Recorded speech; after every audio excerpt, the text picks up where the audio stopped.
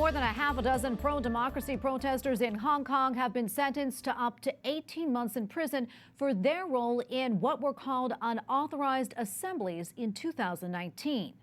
We will continue to fight for core values, fight for what the Chinese government promised us under one country, two systems. High-profile entrepreneur Jimmy Lai, a Catholic, is among the 9 facing jail time. Lai was sentenced to 12 months in prison. Martin Lee, considered Hong Kong's father of democracy, received a suspended sentence. Last year, Lee said, "Hong Kong may be a tragedy, but I won't give up." And joining us now is Gordon Chang, author of both The Coming Collapse of China and The Great U.S.-China Tech War. Gordon, great to see you. Welcome back. So what do you think comes next for Jimmy Lai and the other protesters? Can they appeal? And what's going to happen to Jimmy Lai's newspaper?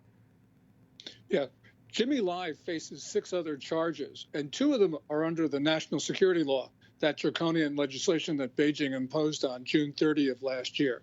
So he probably will spend the rest of his natural life in jail unless the U.S. can get him paroled, for instance, for medical reasons.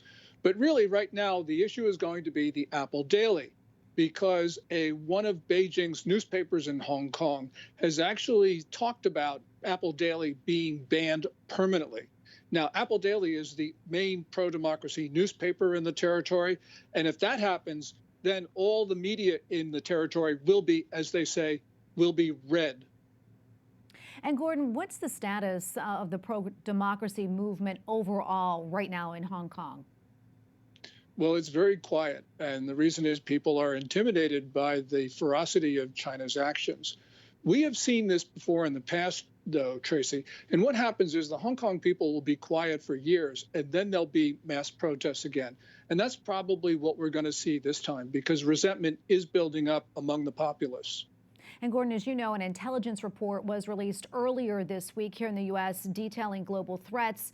And at the top of that list was China, something that you've been talking about for a long time, I know. That said, did that report surprise you at all? And also, what type of action do you think the Biden administration should take? What can we do? Well, yeah, the thing about that report, Tracy, it's not only put China at the top, it put Russia, Iran, and North Korea just behind.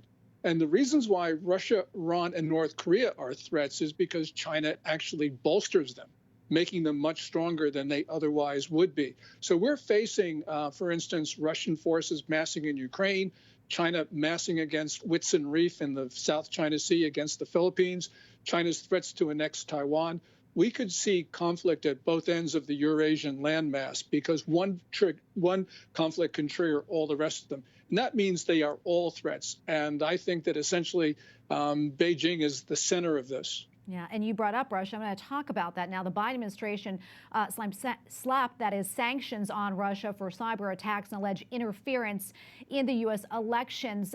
What about China, though? Is there any indication that China did the same thing? And do you think sanctions are possibly on the table there? Yes, that's a really important point you make, Tracy, because China is the cyber attacker against the U.S., and China and Russia sometimes coordinate. China did interfere in our elections last year, but more important, they were inciting violence on American streets both last year and this year. And yes, they should be sanctioned even more severely than Russia, but there really is no sign of that. The Biden administration is still conducting its China review, and so they've been pretty quiet on China things, with a few exceptions. But nonetheless, they have yet to come up with an integrated policy. And Gordon, before I let you go, you recently tweeted about Cornell University, and particular, that is, the faculty there rejecting a proposal to partner with Peking University. Can you quickly talk more about that and the significance? Yeah, many major American universities have these campuses in China. This is not a good thing because what China does is it uses those campuses there to leverage in the United States. And we have seen college administrators follow Beijing's line on policies in the United States because of their relationship with China. So it's good that the faculty and the students at Cornell have made their voice clear on this. All right, Gordon, thank you so much. We have to leave it right there. We always appreciate your time. Gordon Chang, author of both The Coming Collapse of China and The Great U.S.-China Tech War. Thanks again. Thanks, Tracy.